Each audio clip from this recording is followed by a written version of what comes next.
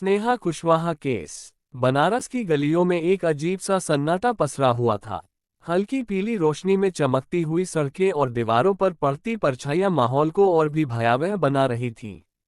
उसी शहर के एक कोने में एक मासूम लड़की के सपने हमेशा के लिए खत्म होने वाले थे। सासाराम की रहने वाली स्नेहा कुशवाहा मेडिकल की तैयारी करने बनारस आई थी। उसके माता पिता के लिए ये गर्व का क्षण था, उनकी बेटी डॉक्टर बनने का सपना देख रही थी। स्नेहा भी नए शहर में अपने सपनों को लेकर उत्साहित थी, लेकिन उसे क्या पता था कि जिस जगह को वह अपनी शिक्षा का केंद्र मान रही है, वही उसकी कब्रगाह बन जाएगी। शहर में उसे एक कमरा किराए पर लेना पड़ा। मकान मालिक, एक अधेड़ उम्र का आदमी, पहली नज़र में एक साधारण व्यक्ति लगता था, लेकिन धीरे धीरे उसका व्यवहार बदलने लगा।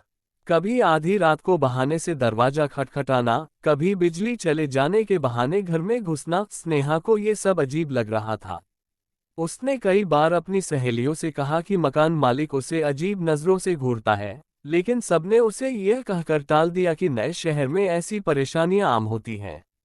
उसे बस पढ़ाई पर ध्यान देना चाहिए। एक रात जब शहर सो रहा था, स्नेहा के कमरे की खिड़की के बाहर किसी की परछाई नजर आई।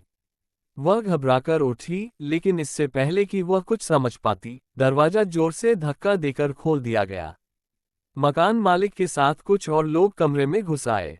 उनकी आंखों में शैतानी चमक थी। स्नेहा चीखने की कोशिश करने लगी, लेकिन उसके मुंह पर हाथ रख दिया गया।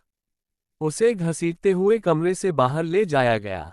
सनकरी गलियों से होते हुए उसे एक सुनसान जगह ले जाया गया।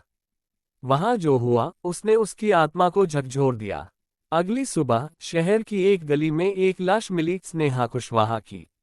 उसकी हालत इतनी भयावह थी कि पहचानना मुश्किल था। पूरे इलाके में सनसनी फैल गई। जांच शुरू हुई, लेकिन अपराधियों के चेहरे पर कोई खौफ नहीं था। वे जानते थे कि कानून की गिरफ्त से बच निकलना उनके लिए मुश्किल नहीं होगा। स्नेहा की मौत ने पूरे शहर को हिलाकर रख दिया। सैकड़ों लोगों ने कैंडल मार्च निकाला, सोशल मीडिया पर गुस्सा फूटा और दोषियों को फांसी देने की मांग उठी।